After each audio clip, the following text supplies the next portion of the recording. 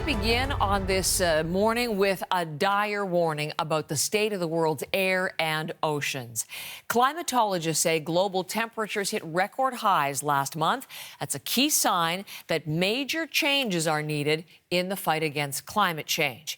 The concerns span the entire globe, with rising temperatures having critical implications for everything from coral reefs in tropical waters to the integrity of sea ice around the North and South Poles. And that's where we begin this morning with Tricia Kindleman in on the story for us. Again, let's look at this report broadly. It's just coming out this morning from the European Union's Climate Change Monitoring Service. What are some of the main points? So far, this is our 9th month in a row with these record temperatures, and it's also leading to those record high sea temperatures as well. So this is the highest ever recorded. We're also seeing global temperatures for the past 12 months hitting record highs.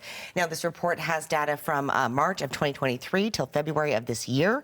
The highest on record at 1.56 degrees Celsius, above those pre-industrial levels. And we've heard a lot of talk about that 1.5 degree marker as that threshold, beyond which over the long term we could see some of those worst impacts of climate change happen. Those numbers are being called extremely concerning by some experts, saying they're exceptionally high, especially during the first half of the month of February. Now, some of these researchers are also saying that this could have some major impacts. There are direct impact on the marine ecosystem, on fisheries, on all that is related to life in the oceans. But then there are also impact on the climate, the impact on the atmosphere. We do know, for instance, that warmer temperature, or in general, warmer ocean makes some phenomena more intense. Now, just this week, we also heard from the U.S. National Oceanic and Atmospheric Administration. They said that the world is on the verge of a fourth mass coral bleaching event, which could see wide patches of tropical reefs die, including parts of Australia's Great Barrier Reef.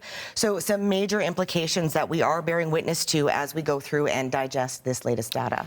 And as we do, obviously looking for what's behind this and what is driving these record highs. What are the scientists saying now about that, Tricia? Well, we absolutely have to mention the impacts of El Nino this year. So that tropical weather system often leads to some higher temperatures than normal around the world, and it can have impacts on all sorts of air patterns and that sort of thing as well. So now, with the impacts of El Nino, again, that explains some of these higher temperatures that we've seen, especially through these recent months. But the impacts of greenhouse gases also cannot be minimized. There are a number of co-causes, but fundamentally, and these are fluctuations. So you have, as for El Nino, positive phases and negative phases. So on the long-term average, they typically average to zero. But climate change keeps adding up because we keep pumping greenhouse gases in the atmosphere. And so this fundamentally makes new temperature records more likely to be broken. So, and that seems to be the general messaging from researchers. Without some major shifts in habits, we can expect to see these numbers continue to rise.